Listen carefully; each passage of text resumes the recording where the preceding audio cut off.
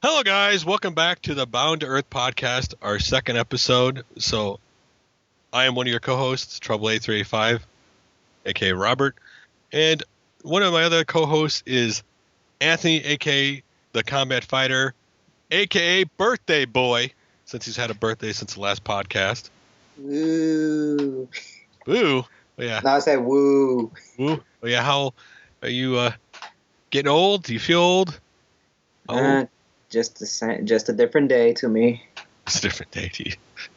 And our other co-host, even though he keeps changing his name on Skype, it is none other than Mr. Killer Hornet, What's up? A. Thomas, the bad gamer. Hey, somebody's got to do it. You love it. I do. So, start off first, Picardo. Why don't you start off with one new news item that you'd like to talk about? Well, I guess we could talk about the cancellation of Versus 13. Well, they haven't said it's canceled, but, Square Enix is trying to keep it quiet for now, just for the fact that with the leak of Final Fantasy 15 and a possible 13-2, I don't really see any hope for this game coming out anymore. I gave up on it. Well, I mean, they've really only shown one trailer the whole 6 years this game has been in development. I kind of would say the game has been dead a while. They just don't want to say it. Exactly. They're supposedly in September when they have the whole Final Fantasy thing. The rumors are 13.3 is supposed to be announced. So Really, a 13.3? I mean, don't you yeah, think even the guy who produced the game said that there's going to be something. Lightning Story's not over with yet, and that they got a continuation of that going to happen. I guess for me, it's just like kill off the Lightning Story. It's like it doesn't feel right. To me personally, it feels like they're milking off the Lightning character now, just because everybody likes Lightning. Whereas, where they made an article about 15 in the leak, they say they want to make 15, but they want to make the game more better than what 7 would be. And in my mind, I'm saying if they want to make it better than 7, it has to be a PlayStation 3 exclusive if they want to amaze the fans again. And I don't know what you guys think about that. I don't think they have to amaze the fans. They have to get back to basics. At 13.3, the producer said that Lightning Story's not over. That's the last thing. You kind of hit at that was the last thing they have left to do in 13 was to finish the Lightning Story. I'm going to have to agree with you, Robert. I mean, really, they do need to get back to basics. I mean, yes, 13 looks nice and everything, but it just feels to me like over the years they've lost a lot of their diehard fans. To me, honestly, they lost the touch, with their combat. Their combat never improved after 10. It just felt repetitive over and over again. And it's like, to me, honestly, it feels to me more of a burden playing 13 than me enjoying it, because it's like, okay, I gotta do some grinding to level up my character to even stand a chance with an enemy, which all Final Fantasy games does that, but 8, 9, and 10, I never had that problem because I enjoyed fighting the various amount of enemies, whereas 13, you fight against the same old enemy time and time again.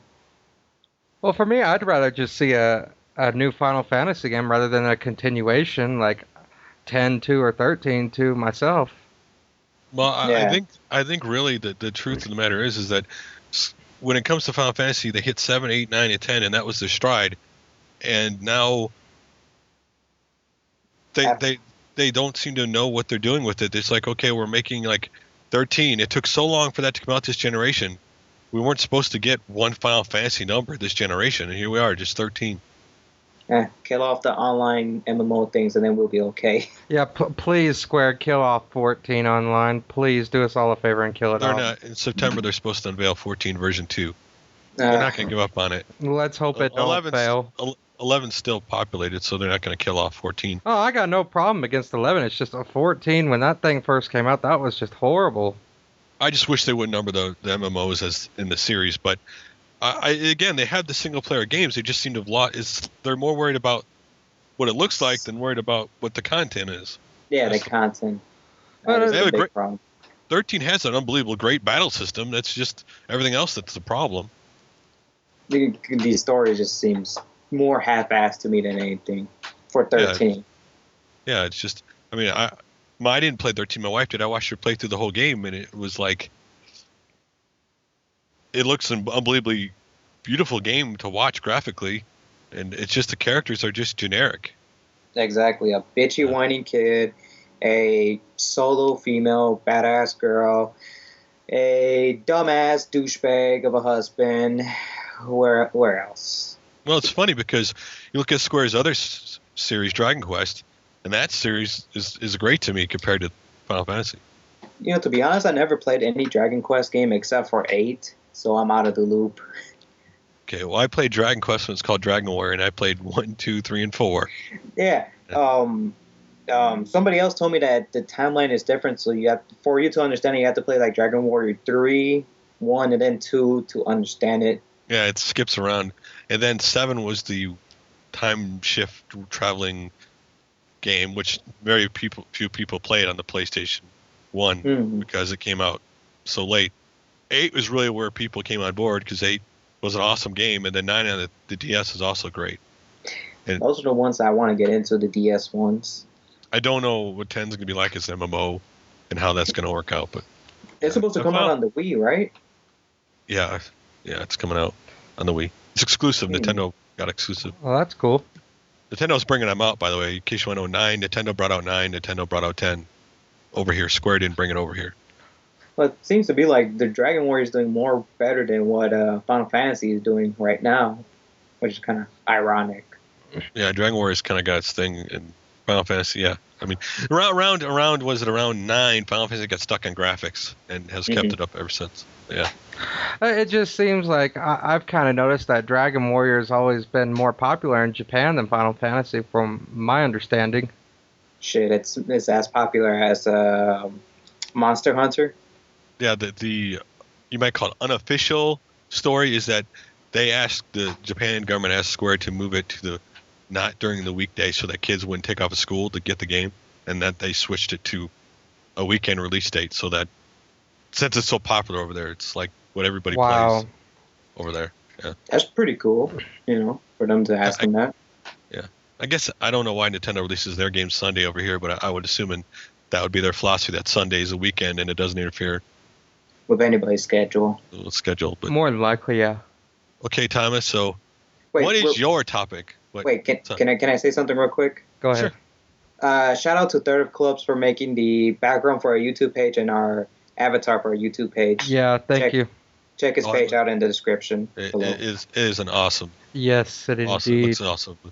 I mean, it was unbelievable. Just to see that when you posted the thing on Facebook and to see that stuff come up, it looks awesome. It really does. And we got Starman in there looking like a boss. Of course, that'd be the only thing you concentrate on because you're a nerd.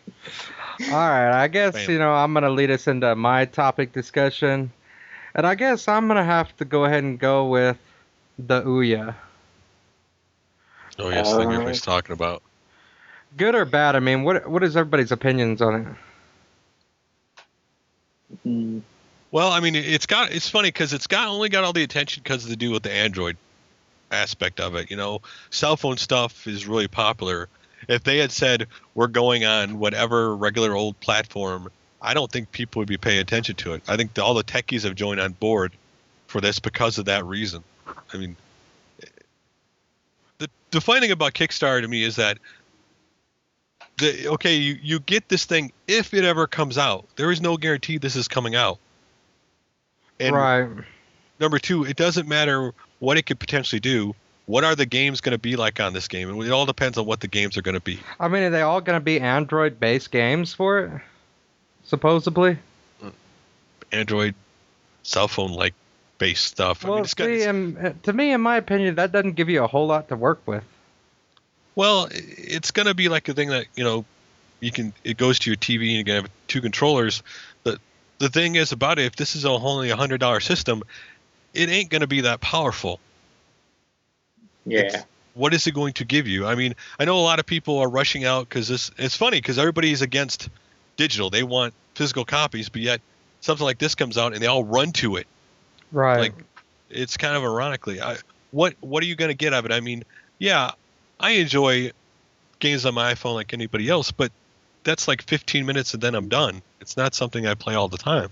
Basically, I mean, my only logic is, this could be something that'd be real appealing to casual gamers. Mm-hmm. Yeah, I mean, one of the things that interests talk about here is that one of the things said that this is going to cause video game developers to lower the price of video games. Could be. I don't No, think so. no, I've been hearing a lot about this. The Ouya might be a scheme or something. I don't know if either one of you two Well, heard about that. They don't have the Android license to put the stuff on the Android marketplace and that stuff. That's where it gets kind of dicey. But because it's when something usually sounds too good to be true, it usually is. Right. They've not really shown this thing in action, so there is some important video game people behind who like designed the system. It's not like some nobody who designed the system, but it's just like, will this thing live up to what it's supposed to do? Yeah. Whereas, if this thing was this good, if they showed it off to other people like say they did, wouldn't angel investors have invested in the system? That's true. I mean, that's very true. I don't know. Again, I know each system supposedly comes with a development kit to develop games for it. You could do it yourself and all this other stuff, but right now it's the hot item. I don't know what it'll be like when it actually comes out. I mean, I guess more than likely we'll just have to wait further down the line to see what develops and what happens with it. But I got one more discussion I want to lead us into, if everybody don't mind. Sure. Movie-based games. I know this year has been kind of awkward because not only have they announced what I've read that the God of War movie has not been canned, but yet one of the writers from one of the Saw movies is doing it. We also got Wreck-It Ralph, a Need for Speed movie planned, an Assassin's Creed movie planned, plus possibly a DSX movie planned. The God of War movie, I don't see it being a bad idea if they follow it based off Clash of the Titans and a little bit of Immortals, because it's not really hard to make a Greek mythology movie out of God of War. It just depends how gory it will be. I think the thing I wonder, first of all, not all these movies are going to come out. Right. Secondly, you're not sure how many of these are going to go to this theater and to video. I mean, Ubisoft's case, they're doing the Assassin's Creed movie, so it's a little bit probably going to turn out better. Like Need for Speed, I don't get what are you going to do based on Need for Speed the Run? I hope not. Yeah, we're gonna have a Cannonball Run remake. I like Cannonball Run, but I mean, I don't know. I don't know what you do with the Need for Speed movie. It's almost like a generic. What are you gonna do and make it a generic Fast and Furious movie? I mean, I guess the poor man's Fast and the Furious or something like that. And one thing that I don't know how they would do it is the Deus Ex movie. It's like, how would they do it? Well, I mean, you've had Inception and Matrix and other movies come out that the problem you have is, and that's what I always have about video game movies. I know a lot of people would love to see them, but is there an actual audience to see these movies? Yeah, that is right. true. And are we going to fall back into the video game curse? Because let's please never have a remake of Super Mario Brothers. Let's not have another vision of that ever happening ever again. Well, it could. Well, let's rephrase this. I think a Super Mario Brother movie would work only if it was computer animated. Yeah, right. And it had to be somebody like Pixar. Nintendo is not turning that over to anybody after the problems in the past. Mm-hmm. There's just certain characters like Teenage Mutant Ninja Turtles or something that appeal to everybody. A lot of video game characters, why they seem like a great story. Just okay, I played that game. I don't need to watch that movie. Right. Well, there are some instances where some video game movies work, like the Hitman movie. It didn't follow the movie exactly, but I found it to be enjoyable still at a point. No, I definitely will say this. I mean, I am very excited to see Wreck-It Ralph. That is the only video game movie I think that's going to be. Oh, yeah, especially after, the announcement that, Ryu, Ken, Bison, and Sonic are all going to be in the movie. I mean, after hearing this, I'm like, damn, Pixar is really pulling out the strings for this. Disney. Well, it is.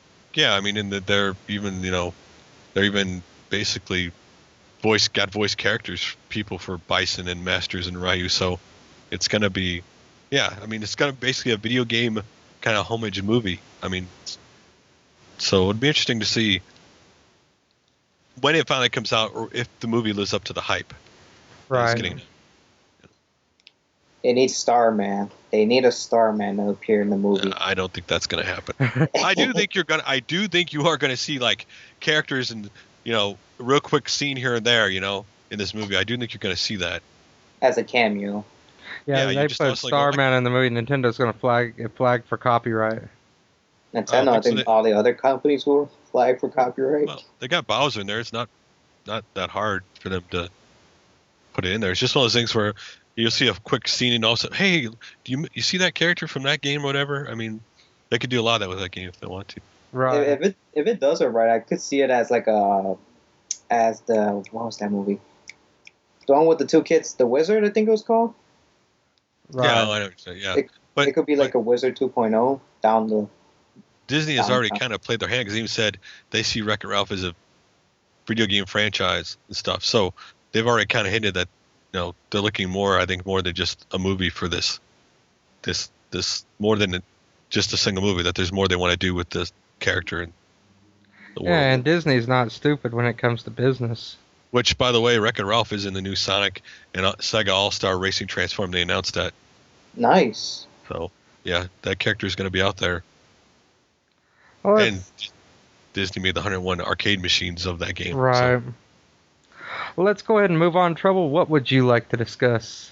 Oh, what should we talk about today? Let's see. Oh, let's talk about THQ closing down their Arizona QA facility. Oh, man. This is just a company that keeps going down and down and down. I don't know if because the point they're selling off, like they sold off, the whole MMA thing and their game, and now they're closing facilities and they're consolidating this to Montreal. I don't know where THQ survives if they don't come out with some game to make them money. Well, I guess this would be a bad time to buy stock into THQ.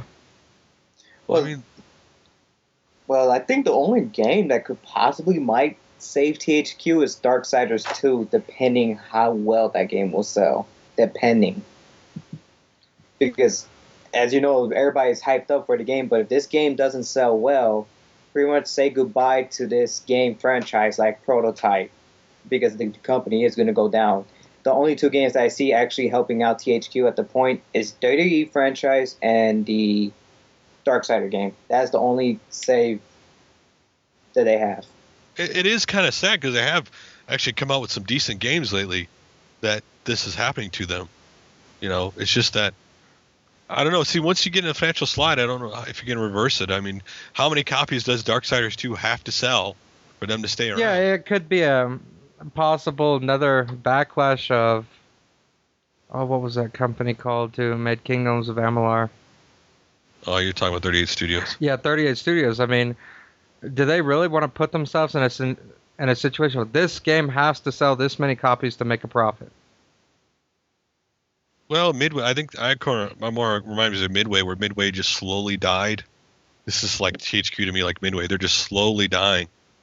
Yeah, I mean, it's sad. I mean, when a game company goes under, but my basis is, what really has THQ brought us throughout the years besides, I mean, I will admit, I do enjoy the Warhammer series, and I did enjoy the hell out of Darksiders, and WWE, but...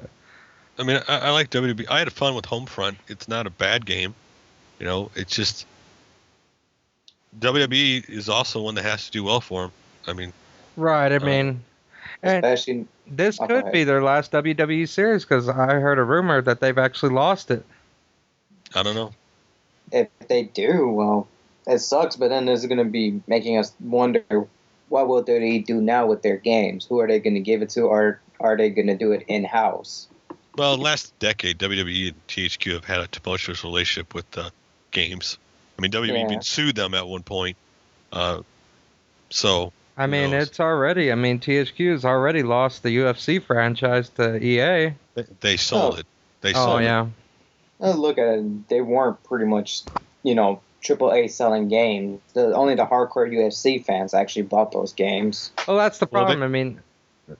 They had thought that the Disney games that they used to license Disney games, they thought that was gonna keep going. Like Toy Story 3 was actually pretty decent. Well, they didn't make that game, but THQ was doing Disney licensed games, and it didn't return. And of course, really, let's talk about what ultimately has sank THQ is the U-Draw. That's what sank this company. Oh yeah, the U-Draw. Why did you brought on the Wii? It didn't perform as well as you thought it would. So let's put it on the other consoles. Yeah, that didn't make any sense. And it's just like one bad business move tend to, sink them. And there weren't that many games out for the U-Draw. So I think I only recall one or two. I have the U-Draw on the PS3, and it's not bad. It's just it's like a big 360 controller, more or less, that you could draw on. I mean, it's just nothing special. Yeah, because there was only Pictionary and games like that, they didn't bring out a lot. So yeah. I mean, really, who wants to play Pictionary on their PS3? Well, if you have a younger kid like my son was at the time, they have fun. They had fun with it, but you had to bring out stuff for the whole family. It's a family device. You got to keep bringing out stuff the whole family wants to play. And I mean, yeah. Really, I mean, U-Draw was way too late. If we think about it, THQ has not had a AAA title in I don't even know how many years. That's sad. It was like the only thing that I could remember for THQ, in all honesty, is just the wrestling games. And it's like when I look back, because I was a week ago, I was looking up into WCW NWO Revenge, and I was like, THQ was the creators of really good wrestling games, and now it's just kind of sad that this might be their last run, and then you can never know what happens. I don't know. I mean, I think they could possibly developing like some iOS or Android-based games, but that's a long shot right there, in my opinion. I really don't think it would save them. No, they have to have stuff to bring excitement, and I don't know what they do. I mean, at this point, I mean WWE 13 with the whole Attitude Era, that's going to be their last shot in the bucket, and I don't know. I think they're just. I hope they survive. I just think, and they have a problem. A lot of game companies, the way they do things have got to change. They're sinking so much money in these games, and these games just aren't producing what they expected to. Yeah, they expect them to turn over so much money, after they come out, and like me, I am a gamer on a budget. Same here. Yeah, I mean, gamers are on a budget. This generation has listen, there have always been $60 games. It's not $50 games. It's always been this way since video games started. But if your game, your game isn't, because they take all kinds of test markets on these games. They have an idea of what these games are going to do and what people like, or at least an idea. They could simply decide, okay, this game isn't going to sell that well at this price. Well, if we lower the price to this much, this game might appeal to more people. And they just don't want to do that. Yeah, exactly. That's true. It's a shame, but yeah. I figured we'd move on, and since I know both me and Trouble are very excited about this. Next month marks the return and the anniversary of MechWarrior / BattleTech. Go ahead and have your fun, gentlemen, because I don't know nothing about it. Okay, in the early 90s, I was first introduced to the BattleTech board game. It was right before the 3050 Tech readout came out, which everybody who played BattleTech or MechWarrior understands. That was when the Clan Invasion started in the books. I fell in love with the board game, and then I started playing MechWarrior. Well, actually, before that, I played the PC BattleTech games before MechWarrior existed. For me, I mean, I remember getting into the board game around junior high. I know it's a little late, but I just remember playing the shit out of it with my friend Randy at his house. And then, I've always enjoyed MechWarrior, even when it was BattleTech back on the PC, or even when it was Super Nintendo or Sega Genesis days. I mean, BattleTech starts kind of like Dungeons & Dragons. You have to get certain books to play, so there's an initial big cost to start, all the books you have to get. But, the fun part of playing that game is simply you're playing together the whole story, and you're playing as, most of the time, mercenary group or whatever house you're playing in at that time, and the whole story evolved around playing the game. And, next month, oh, man, I know probably both me and you are going to be just literally sinking hours into the new MechWarrior Online. the day one they opened up registration to reserve your name, I reserved my name. I've got mine reserved as well. And yeah, the day it goes live, I'll be playing it. It's funny because a game a lot of people didn't play because EA had it in beta for a long time. It was originally supposed to be Solaris 7, but I don't know, they changed the name eventually, and it was just an online BattleTech game that they were beta tested forever online till the early 2000s when Facet got sold to Microsoft, they killed it. And me and my friends played that game, and it was a lot of fun. It really was. And so I'm hoping this game, I mean, I know in this game you're going to be able to use the buildings and knock down buildings and stuff, the environment in the game. So, and it looks gorgeous. I'm really excited. Yeah, it does. I can't wait to play online. I would pay for being a founding member if I could right now, actually. You know, I mean, and the beautiful part about this game is free to play. Yeah, it's going to be free to play, and I'm sure they're going to have certain mechs or certain... Now, remember, this game is not just you fighting your mech. You can play as a mercenary group with your friends together, you know, customize your base, and all that stuff as running a mercenary group or house or whatever you're going to be part of. So it's going to be MechWarrior / MMO. Yeah, I really can't wait for this. I mean, I know as soon as that comes out, that's probably all I'm going to be playing for that solid week. Well, I think the most interesting thing to this game is the fact that every day in the game is a day in the real BattleTech life. So a year from now, when they start off, it's going to be like near the end of 3049. A year from now, they'll be, you know, nearing the end of 3050. Every day is a day in the real game in the fiction. Right. So it'll be interesting. You'll actually be battling for the worlds and stuff. So it'll be a lot of fun. I'll be playing a lot of it. I know. Oh yeah.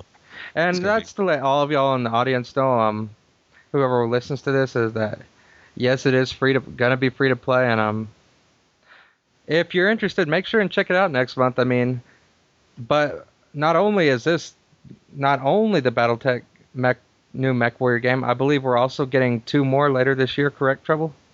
No, there's 2 more out there that have kind of been announced vaguely. I mean, the guys who did Mecha Solar are working on something, and then I believe the guys who did the Mech Commander are working on something also, but they've kind of been vague on the details, but they are announced they're doing something with BattleTech. So it should be real exciting this year. I mean, it's about time we get MechWarrior returned. It would be more interesting to see if they allow death from above in the online game where you can like fall on the person's head and kill him. But yeah, it'd be kind of cool to see, because this game was supposed to go to the home consoles. No one really was kind of tentative of releasing it, even though, you know, every MechWarrior game has been successful and sold millions of copies. So they decided just to bring it out themselves. So I don't know what class I want to, or what kind of mech I want to play with. So I guess we'll find out when it comes out. But let's move on. And now I believe the Combat Fighter is going to be leading us into Online Game of the Month. Yeah, Online Game of the Month is going to be pretty much a Street Fighter match that I had with some random user, and the match goes into with me as Oni and the other player as Akuma, which I found to be ironic because pretty much I was playing against a new player, and well, for the 5 minutes that I fought against him, I pretty much was toying around with him and just pretty much having my fun with him. But you know, you will see in the video right now of the whole fight. But yeah, that's all I can say because you can't really say much in a fighting game. I just pretty much kicked him and punched him and did an ultra and then ended him off. Nice. So was he a newer player, you think, or? He was a new player because like he wasn't really blocking any of my attacks. It's like, you know, when it's a new player, when you're on the other side of the corner just shooting Hadokens at him and he's just really not doing anything but walking into him. So I was like, oh, okay, well, this is gonna be a little fun for me. But you know, I don't like to play with new players, but at the same time, you know, if you're stuck in the match and you can't really do nothing, so might as well just end the pain and misery of the player. So, to describe you in the Street Fighter, is your record like more wins than losses, or more losses than wins? Losses than wins. Because I know, like, Street Fighter Online is one of those games, man. You get toasted if you don't know what you're doing online. I know, I'm not really good, so. Yeah, I'm really bad at the game, but I still play for fun. But I'm more used to the Mortal Kombat fighting system that I just really can't get into Street Fighter, to be honest with you, because to me it feels way too slow paced for me. And I don't know if you got the same problem with that, Mr. Killer Hornet, since you told me you were playing King of Fighters. Yeah, I'm kind of experiencing the same problem. I mean, yes, I do got Super Street Fighter 4 Arcade Edition on Steam. I just recently reinstalled it, but I'm kind of having the same issue you are. I mean, after playing, games like Blaze Blue or King of Fighters, it just seems like a big slowdown for me. Even, when you go and play Mortal Kombat is way more fast-paced.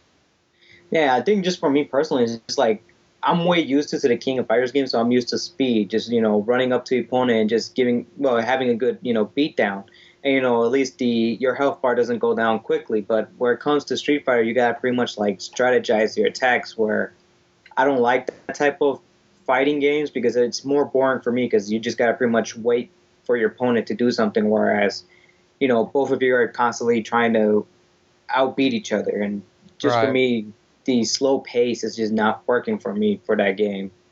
Well, I'll be honest. I'm more of a Mortal Kombat player because when Street Fighter 2 1000 games came out for Street Fighter 2, I just kind of dropped off and I latched on to Mortal Kombat. So when I play online and let's say I like to play the Raiden, which I do, and some guy likes to use smoke and go smoke crazy, then you just simple block and then you do is just simply do is fly through the air, letting fly through the air and take the guy, beat the guy silly.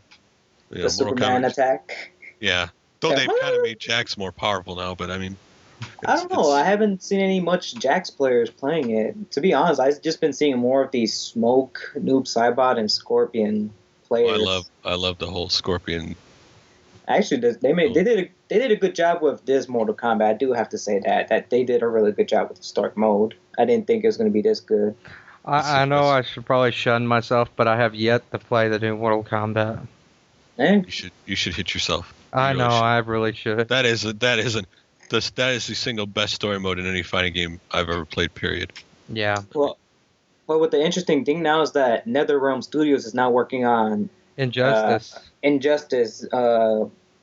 Among Gods or something like that, and it's pretty much like DC heroes fighting against each other. And for me personally, like NetherRealm Studios is really known for Mortal Kombat, so they know how to make a good fighting game.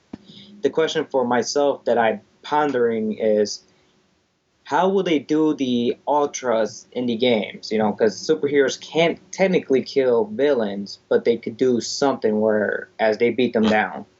They said that this, in kind of a way, this is kind of an apology for DC versus Universe? Mortal Kombat. Oh yeah, versus Mortal Kombat. Because they said this game, the reason why they, Ed Byrne, I saw an interview with him, or an interview online where he said there's a lot of experimenting they can't do in Mortal Kombat that they're doing with this game. Throw people through buildings and crazy stuff. And this is not going to be a non-blood. There will be violence in this game. They showed it in the trailer to show you that there is going to be violence in this game. This is not going to be a kiddie game like you got with the other one. Yeah. No, if you check it out, and I recommend you guys check out the San Diego Comic-Con, because they actually showed some gameplay. And Ed Boon did say, there will be some sort of an ultra where, if Superman's gauge is full, he will pretty much tackle you up all the way into space and then bring you down back into the earth. I don't know how that works, but visually it looked pretty impressive just for the due fact, like, that could work out. If Aquaman's in the game, you know who Thomas is playing. Oh, hell yes. Because that's his character. Well, I might have to use a Green Lantern and just beat you down. Oh, never mind. Oh, don't worry. Aquaman will come out victorious. Oh no, more than anything, I'll be Batman and just beat you down, my favorite character in the DC the only universe. guy who has no special abilities but armor padding. Hey. But he's I wonder. I know he's going to be strong, even though the truth is, if you really got in a fight with any of these guys, you'd get pummeled to silly. Well, that's the thing, though. It's like that's what I like about Batman. It's like he doesn't have any powers, but he has that will and intelligence to somewhat beat them. Because I'm gonna go off with Justice League Doomsday, and Batman did beat them all down. I'm just saying. And Superman would beat him silly. Not with that kryptonite, sir. Well, maybe. It'd be interesting how the game is. I mean, I saw the trailer. I mean, the game looks awesome. It got me excited, for a superhero fighting game that looks really graphic, and I always love. Since Mortal Kombat, it'd be interesting to see what they do further with this after Mortal Kombat. More so than anything, I would just like to see what will be the roster, for heroes and villains. Right. Yeah, it is surprising Warner Brothers allowed them to do this, considering how they weren't allowing them to do it with DC versus Mortal Kombat. Well, they did a good job with Mortal Kombat, so I think Warner Bros. Is just giving them leeway now. Yeah, it'd be interesting to see how it turns out. Especially considering, thanks to this game, I'm going to have to wait for Mortal Kombat 2 a little bit longer, but the next one, not 10 as it technically is known. Yeah, but I think they were probably working on it storyline-wise, just because if any fan of Mortal Kombat follows the story, it's like, how are they going to continue off since, spoiler alert, some of the characters are dead and some of them are alive. No, spoiler alert. Most of the characters are dead. I didn't say names. I'm just saying it'll be interesting, especially the ending, with Quan Chi and everything. It'll be interesting to see where they go from here. I mean, they kind of did, they can't keep going the same characters forever, but they got to keep some of the fan favorites. So it'll be interesting to see how they pull it off. Yeah, they can do that. Have any of you guys been reading the 52 series? Oh, hell yes. Thanks to Thomas, I read Aquaman 10. Same here. And it was a great. I must say it is great with a lot of backstory, and it clearly explains why Aquaman and Mantis will never, ever, not stop wanting to go after each other. And here's the truth: I did tell Thomas this, that I didn't like Aquaman. I thought he was like the most unimportant character, but after reading this 52 series, I actually have more respect for Aquaman, and I'm starting to get into his comics little by little. Well, I don't know. Aquaman's always been a character they've always seemed to like in the 90s when they brought him out with the whole hook thing in his hand. Even though he had all that, he just wasn't. They never made him important enough. I mean, okay, he can fight, but he's like DC's redheaded stepchild. Almost, hey, we have Aquaman. Yeah, he's been around for a long time, but he can't fight anybody. He'll just get beat down. So yeah, and I keep on telling Thomas, is like, what will happen if he's in space? What use does he have besides being in the ocean? In the 90s, they made the Flash more stronger. They made the whole explaining their powers and why his abilities made him stronger. Green Lantern, they've added all these different colors and stuff now. But the Green Lantern 52 series, oh god. Yeah, I know the whole dating. Let's not get disgusted. Yeah, that's. I just say people are mad because it's a ploy to try to sell comics, and the truth is Marvel beat them because the same month that this Earth 2 came out, the second issue with Alan's, with the original Green Lantern being gay, in X-Men they had a gay marriage, so. Mm-hmm. Yeah. And I also got Spider-Man 489, which of course had the Lizard in it because the movie's out, and a character called Morbius. And I did like that one because Lizard is not he's not dumb and savage. He's smart and brutal, meaning he doesn't just want to be like, okay, I'll destroy everything. He wants to wipe out mankind and turn it, lizards. And so he's not a dumb character like he's been in the past. So. I figured. Oh, Trouble, wouldn't you? I figured it's time for you to lead us into our homebrew discussion. Okay, so this is my segment, homebrew discussion, where I just think it's one of those things that most people don't pay attention to homebrews. There's so many of them out there now, and the one that everybody's talking about right now is just got pre-ordered for the Atari 2600, and that is Boulder Dash, which originally was on the Commodore 64. What's cool about this homebrew compared to others is it's actually licensed from the original company who made it. The original company who made it is still around, and the guys who made this game were able to get the license from them to do it. This game's kind of been in development more or less for a decade, and you can pre-order it now. It's $81 to pre-order. Jeez, for a 2600 cart?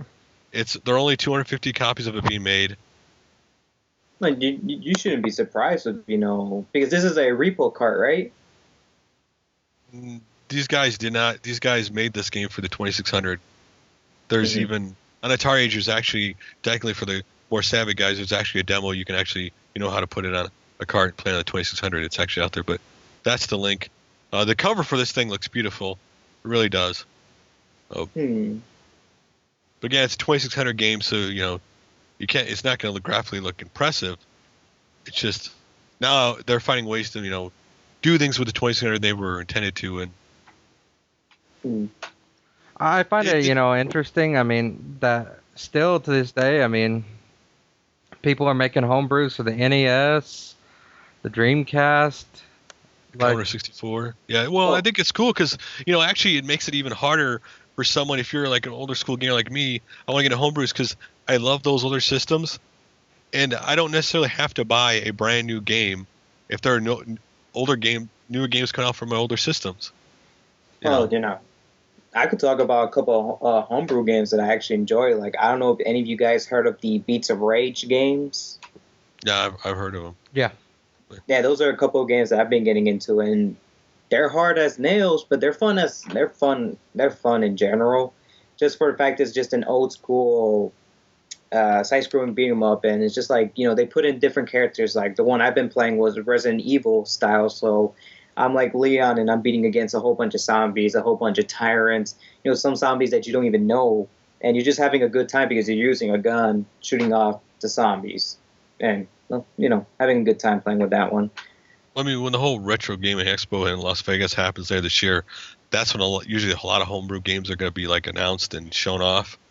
Mm-hmm. Like of course Halo 2600, which of course really brought a lot of attention to homebrews when that game came out because no one thought that would ever happen. Well, no one thought that would ever happen, right? Yeah, that's true. I mean, yeah, it's like how do you get Halo to work on the 2600? Simple. You just put a Master Chief avatar, the alien, the end. Well, you don't understand. The 2600 is a very small amount of data you can put on it. It's not something you're going to be able to stretch. Yeah, not like Gunlords on the Dreamcast, which, an arcade port, or Dreamcast / Neo Geo that just came out. There are a lot of homebrews coming out, and I think that's a good thing because if you're a fan of a certain system, once you can still get games for it and still play it. And if it's not homebrews, there's reproduction cards out there. Yeah, exactly. Or forms of emulation. The cover on Boulder Dash looks awesome, and it's cool to see a new 2600 game come out because that was the first system I ever had. So yeah, it is kind of crazy after all these years. I mean, a 2600 game, brand new. Well, I wish Nintendo, when like Sega, would wake up and they could release a new NES or Super Nintendo game in limited quantity, and it would still sell. I think $81 is a little crazy for a 2600 game to me. I mean, but then again, they got rights from the publisher and stuff, so they do have. Sure. I'm sure they have to pay them like royalties and whatnot just by using the name. Yeah, I'm sure they do because it's the part of the game. So yeah. That's the homebrew. All right. This week. It's time. Did we go into Bad Game of the Month yet? No, that's coming up next. All right, everyone. It's that time again. Dun, dun, dun. Bad Game of the Month. I thought since in honor of the month of July so happens this month fell, with the month of Friday the 13th on it, we'd revisit a little title I hate so much on the NES called Friday the 13th. All right. Made by LJ. Well, it was published by LJN. Laugh, jokes, and numbnuts. That's who we're going to talk about. LJN, no, I'm going to say it. LJN is a company that gets ripped on a lot, but the truth is, at the time they came out, I was excited what they were doing because I wanted to have licensed characters in games. Mm-hmm. They just weren't. Not all of them were good. I do think they get a rap. The games aren't as bad. Not all of them are as bad as people say they are, but that's more of an image thing because of being angry. All right, so we got Friday the 13th on the Nintendo Entertainment System, originally released in 1989, and of course, all of us know the classic character from the Friday the 13th series, Jason Voorhees, correct? Mm-hmm. Yeah, he's wearing a purple jumpsuit, right? Well, originally when I first played this game, as a kid, I'm thinking all excited. All right, cool, I get to play a game where I get to go fight Jason. Boy, was I wrong. And I mean, I was wrong. You're noticing we're having a common occurrence in each podcast. He was wrong about the game that he bought. And see, this actually was kind of given to me. I didn't even buy this one. I forgot who gave it to me, but I just remember, and first of all, you play as a camp counselor and you got to go around rescuing other camp counselors, but to get to the route to the cabins, you have to fight zombies on the way. And what do they give you to fight these zombies? A rock, or a pebble, as I like to call. Of all things, a pebble. How can you kill a zombie with a pebble? Pebble, more like a freaking crushed up paper. That's what it looked like to me. Yeah. First of all, they're ahead of their time because everybody does zombie games now. See, they were just ahead of the curve. But still, the zombies. I mean, just look. I mean, I know things weren't very glamorous on the NES days, but just the zombies looked like crap on this game, literally. And just you had to beat Jason to the cabin before he kills the camp counselors, but the pattern he would move in would just literally make no sense to me, because 1 second you'd be on one spot, next he'd be all the way at the other end of the game board, as I like to call it, and I'm just like, what the hell? And then when you finally do get to Jason, it's like he literally is wearing a purple jumpsuit. Yes, I know, out of all things, Jason Voorhees wearing purple. And then it looks like he's trying to box you. What is this, Mike Tyson the 13th? I guess. You can never know. It might be Mike Tyson under the mask. Okay, I rented this game when it came out. And I was disappointed too. First of all, I didn't know how this... I wondered if this game was going to scare me. That was dumb on me. It was an NES game. But it was not what I expected. And this game made me mad because I know the part you're talking about. That's the part that I originally, when I got stuck on when I first played it, you kind of have to, like, as soon as you get to that part, just take off to beat him. Right. And it was just not what I expected from Friday the 13th. What's sad enough is this is classified back then as survival horror. I like to classify it as survival crap. I was actually hoping it was the other way, where you were Jason, Exactly. That's what I thought was going to happen when I first got this as a kid. I just remember being so pissed off this game. I literally powered off the NES, ejected the cart safely. I know I had a little bit of rage at the time, and I threw the cart across the room. I was just that pissed off. And then if I do recall, I do think I took a baseball bat to it.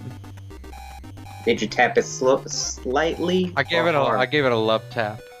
A love tap? Oh, okay. That's understandable. Just the love tap. It's just...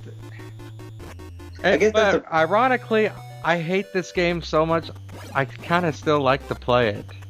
That's what I'd say. Every game I played, good or bad, I have memories of that game, and now I want to have that game in kind of a sense, I don't know, maybe reliving nostalgia or childhood, even though I don't necessarily think it's a good game. It's not. It really is a bad game, and I'm just letting everybody know who listens to this. This is another one I don't recommend wasting your money on buying, unless you're really one of those hardcore fanatics for the NES or horror fans. It's just a horrible game. It's a pretty cheap. I've just seen it for $1 or $2. It's not an expensive game to find. Well, yeah, if you pay that much more for it, I mean, I think the person who's selling it has to be on crack or something. I mean, if you just want to experience without actually paying any money, just go emulate it. Yeah, you can do that. I don't if you really don't want. No, I'm happy for you. Everything's emulated these days, so.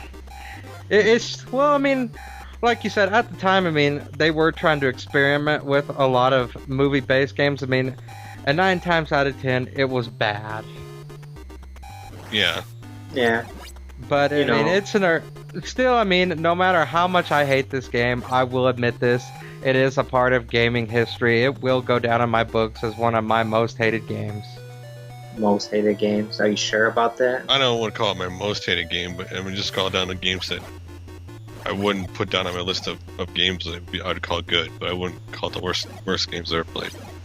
But yeah, I mean, it definitely goes on my list. I mean, and my list is pretty big of bad games. Yeah. First of all, the fact that you like to play bad games, not exactly sure what kind of list that is. Yeah, exactly. I love bad. I can't help it. Somebody has to show these bad games some love. Yeah, you say you hate them, but you're loving them. That's just a contradiction in I both love. I ways. hate them so much. I love them. I don't know why. I really can't explain it. Do you want to go play Rambo on the NES while you're at it? Do you want to play E.T. on the Atari 2600 or Indiana Jones? I like ET, even though I understand where the frustration comes in because that game is touchy with the pits. Like you Oh, can who feel it going. knows? Trouble. Maybe next month I'll play Raiders of the Lost Ark on the I'm sorry for 2600. you. I own that game, and that game causes rage in me when I play it because I just get stuck in that game. And first game I ever almost broke a controller on. Be sure to tune in next time for Trouble 8385 Gaming Rage. No, I'm just kidding. Game rage. You might hear the joystick break. Controller in the wall. No, but yeah, it's just one of those games. It's one of those games that when I had nothing else to play on 20 I put in every so often, and just then I put in and play for a little while and get mad. See, now I know why I don't play this game. Even, speaking still on Friday the 13th, even, when that opening title came out and just the knife would go through Jason's hockey mask eye. Mm-hmm. Just like, oh man, this is going to be such an awesome game, but it's just so disappointing. Because, the camp counselors, they look goofy as hell. Hey, the kids didn't have faces, remember? Yeah, that's true. That made the game somewhat scarier, I guess. Didn't Jason's mom appear in the game too? Not that I recall. You just basically, and after you defeat Jason, you're like, you survived until next time or something like that. It was real corny. Yeah, because I beat Jason, in that game. It's what it does, yeah. And surprisingly, Jason try to take a knife or anything. It just looks like he tries to punch you or ram you. Hey, but it did have the best death text ever. You and your friends are dead. Your family is dead. Da da da da da. Game over. Yeah. You gotta remember, back then Nintendo wasn't into violence, so there's no way they would allow him to use a knife in that game. Yeah, that's true, but I guess it is an early attempt towards survival horror, but like I said, not in the best fashion. No. Not at all. Not at all. Not. But let's move on and well, I figured it's that time of the month for let's discuss what we've all been playing, and I guess we'll start with you, Robert. Okay, here we go. First thing I've been playing, everybody here on the podcast knows, Diablo 3. That is my addictive game that I've been playing. Yeah, it is. I got another friend who recently got it, and so it's just, I love Diablo 2, the whole looting and exploring, not sharing, what's going to happen, what's on the map and stuff as you go on. And being this is a random generated enemy game, and all how powerful they are and all their stuff is randomly generated, so each one might be different. I had a lot of fun with it. I'm now in nightmare mode, so it's a lot longer and a lot more difficult than normal. The game, like some of the game will be throwing a lot more enemies at you, and it's a fun game. I want to get through Inferno, and I've been playing that a lot. I know I laugh at how it's kind of getting a backlash now with content. People are trying to say it's too short. I don't think it's too short. I think if you power through the game, then like any game, you're not going to have much to do once you get to the end. Or level cap. I've been playing also, of course, Sonic and Sega All-Star Racing with my son, which is just a great racing game. A lot of fun. Quite frankly, hard not to compare that to Mario Kart 7, and somewhat in some ways I almost give it an edge over Mario Kart 7, because you're playing on the home console and the special powers are a little more fun. It allows you to catch up. Right. I'll agree with you on that. Just the tracks in it are amazingly detailed, in my opinion. Yeah, all the content you got to unlock and tracks to race in that game. Right. Playing that game has gotten me so excited for Sonic and Sega All-Star Racing Transformed, which comes out later this year. That's another one I'm looking forward to as well. Sega just did an amazing job with Sonic and Sega All-Stars Racing. Yes, they did. One of the few games that I think they've really done a great job. And hoping the next one does even better than this one.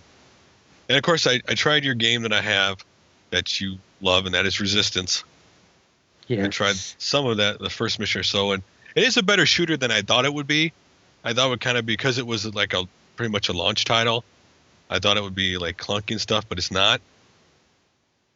I haven't played the multiplayer yet or anything, but it's better than what I thought it was, so I'm going to continue to play it and see if I like the game more or what I actually think about it when I get to the end. I mean, make sure and let me know what you think about it when you get to the end. I mean, the end is kind of a bitch on the game. yeah, because I just thought, how early it came out, these guys never made a shooter that it would be as good or precise as it is at shooting. Controls are a little different than other shooters, but not too bad. It's one of those things you really got to get used to it. But I mean, once you do, I mean, the game is just amazing. Yeah, you absolutely love that game. And Yes, I do. today we'll have to play multiplayer and see what it's like. See if anybody's still playing on multiplayer. So, what has the combat fighter been playing for the month? I've been playing retro. Yes, the old man has been playing modern. I've been playing retro. I'm just kidding, Trouble. But I've been mostly playing some retro games. Like, if any of you have been following my page, I've been playing mostly Symphony of the Night and the Mega Man X games. And to be honest, X3 is still my most hated Mega Man game of all time. Just that difficulty spike went way too high after 2. But overall, I've been having a blast playing all the Mega Man games. Just having all those memories of me playing them younger and just playing them now as an adult is just way too much fun. But I do gotta admit, I don't know what was wrong with me back then, because those games were harder back in the day, but now they're easy now. Well, I only have one Mega Man X game, and that's 7. And I can't get past the beginning of that game. The only Mega Man X game I've ever played, and it kicks the crap out of me. I don't know, that game wasn't too hard when I played that, but as well, I've been playing Symphony of the Night, and that is still my favorite Castlevania game of all time. Oh man, that's just, I'm gonna have to agree with you on that. Okay, here comes the hate. I've never played Symphony of the Night. What? Oh, you should just slap yourself right now. I actually own it on the PSP, the collection. I've never played that game. I played Castlevania at like 64, and that game was so bad. I just had no interest in Castlevania. I wasn't even thinking about it at the time when it came out. And then now, of course, that Symphony of the Night is like one of the most loved Castlevania games. Well, the music is just fantastic. It's like top A grade quality music in the whole game. I own that. Actually, rephrase that. I do own that game on the PS1. I just now haven't put it in yet. I'm looking at it. What are you doing? Go play it, damn it. Why aren't you playing all your games? Well, there's only 1,200 here. Only? Yeah. Is that counting on your PC as well?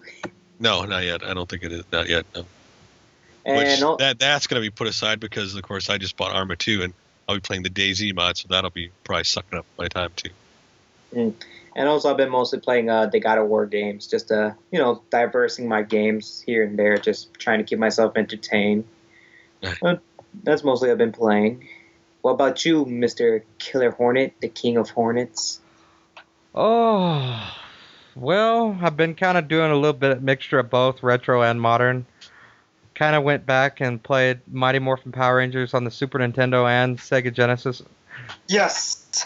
I didn't really care about the Power Rangers, so I never played that game. It's a fun little side scroller, really. I mean, I still think the Sega Genesis version is better. But I haven't played that one yet. Anthony's about to come right out of his seat saying, why haven't you played a part? Well, I asked him about the PlayStation 1 game that I saw the other, a couple weeks ago, and you guys said, don't get that game. It's not a good game. Which one? The Lightspeed Rescue? Yeah, I think it was. I don't know. I think it was that one. Yeah, that one's oh crap. Don't be bothering touching it. Yeah, and if anybody knows bad games, I know bad games. No, you see, when you say you don't like a game, that usually means it's good, and when you like a game, it's bad. See? Exactly. And recently I picked up Fallout 3 Game of the Year Edition and Fallout New Vegas, the Ultimate Edition, which Say goodbye to your life. I guess I can kiss my life goodbye because I am going to attempt 100% completions on both of those. Why didn't you just buy Skyrim too and just get the trifecta of life gone away? Damn. Well, I guess I could get Skyrim as well. Okay, see, this is the problem with Skyrim. overhyped game. That's it. I'm done. Okay, you're about to get live smacked on the podcast. That is not a. See, here's my thing with Skyrim. If you like a game that doesn't tell you what to do, that you can do whatever you want, Skyrim is a great game. If you want a game that tells you what to do and has an actual narrative, you're going to hate Skyrim. This is what Skyrim. No, it's the truth. Yeah. I love Skyrim because I could do whatever I want. Go walk into this cave. There's some bad guys. I can go just destroy them all if I want to, or just leave them alone, or whatever I want to do. I can, make my guy whatever way I want him to be, whether the guy uses one sword or two-handed sword, or whatever that is. I love the world in that game, and I think a lot of people. I understand. Whereas the DLC, which I have not played, Dawn Guard, seems to be more of a story-based thing. But I think that's what's wrong with Skyrim is that if you like a game to tell you what to do, you're not going to like this game. Well, no, I think for me the problem is just it's not as good as what Oblivion was. To me, it just feels an inferior game to me personally. I don't know what I just can't get into Skyrim, and I think it also has to do with Dark Souls that I just enjoy that game a lot more than Skyrim. I don't know why. I have Oblivion, and I had Oblivion. I had all the DLC for that game. Oblivion was the right step for me. It was not. It was, to me, Skyrim fulfills everything that Oblivion was supposed to be. I think Oblivion. Also, I mean, probably the last game I've been playing, I just picked this up about a week ago actually, is The Binding of Isaac. Now, fucked up game. Yes, that sums it up. For those of you who have not played this game, I'm not going to spoil anything. Oh, I could spoil it. I would love to. Let me do it, please. No. Come on. No spoiler alerts in this. You already kind of spoiled one game. You don't need to spoil two today. But it's very fucked up of a game. But that about my friends, here he is. Okay, stop it. But that about wraps it up for what I've been playing for the month. Now, first of all, you missed. I have been playing one retro game on the PlayStation 1. That's NFL Extreme. Oh yeah. Now, when I originally played this game, I bought it because I liked it. Because here's a Blitz-like game on the PlayStation 4, and I played it, and I seem to have liked it more when I originally played it than I do now. Playing it now, I realized the plays are much more limited. It's not as exciting as it was when I once played it. It hasn't necessarily aged very well either, but I played it. I'm playing through the season in that game again. So, and Fallout, I do own Fallout 3. And I played some of that game. It is a good game. It's just, for some reason, I couldn't get into.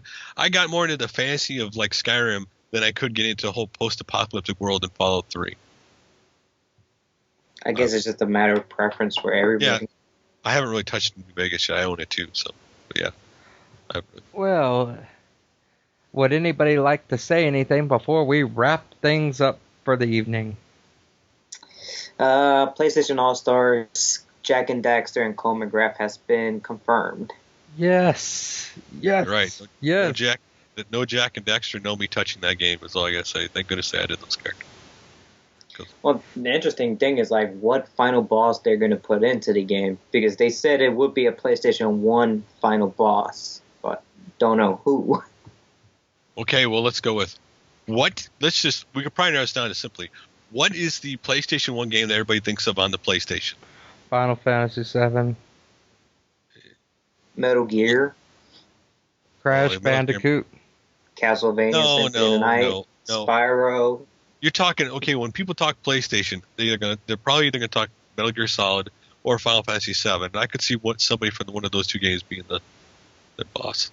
Because I don't think it's going to be I just don't see it going to be a Sony exclusive character that they own. I could be wrong.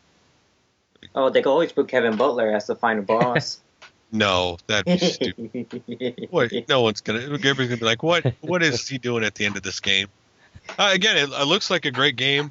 I just love all those things. The stuff popping out in the background and stuff. That is really cool. I actually like that. I love the fact that you get to play as a Big Daddy from Bioshock. Yes. I knew you were gonna love that. I always like the games with the stuff moves around the background, stuff going on in the background as you're fighting. And yeah. Go ahead. No, I just saying. I like that they're I really never played BioShock, as much to like love Slap Big Daddy, yourself. but I know Same here. a lot of people say what's wrong with you, but that's fine. But I mean, I just think I'm glad they're adding a lot of different characters in the game. I know people are calling it like a Smash Brothers ripoff, but Technically, it has to be if it wants to compete with Smash Brothers. yeah, I mean, the problem is it's going to go up no matter what they do. They're going up against Smash Brothers, so Well, They have to follow that engine. I guess the thing that would be interesting is like, would this be the competition for Smash Brothers? Like, will Nintendo have to step their game up? I can probably firmly say yes. it is one of those. If it's a fighter, hopefully, unlike Virtual Fighter 5 on the PlayStation 3 that Thomas loves, that just came out. Hopefully, the community more people stay playing this game. Mm-hmm. Virtual Fighter 5 is kind of dying off online. Yeah, sadly, yeah. I'll show now. I think with PlayStation All Stars, I think that online base would kind of stay more, depending if their characters are in there. I have a feeling Snake and possibly a Final Fantasy character might be announced, but you can never know. Well, hopefully they add more different modes than just simple fighting each other online. It'd be interesting how they do with an adventure mode, especially if they follow like a Smash Brothers type. Yeah, it's interesting they try to do this game now. Mm-hmm. But yeah. Yeah, because in a sense, it kind of almost feels at the end of the PS3. An end of an era. I don't think the era's going to end, not to like a couple, maybe 3 or 4 years. They won't end. I just hope the game does decent. So I hope. Well, yeah, I'm going to agree. Well, I guess to wrap things up, I hope everybody out there enjoyed everything, and I'm going to say peace. Anybody, if y'all have to say anything? Goodbye. Bye, have fun. And we'll see y'all next episode. All right, later, everybody.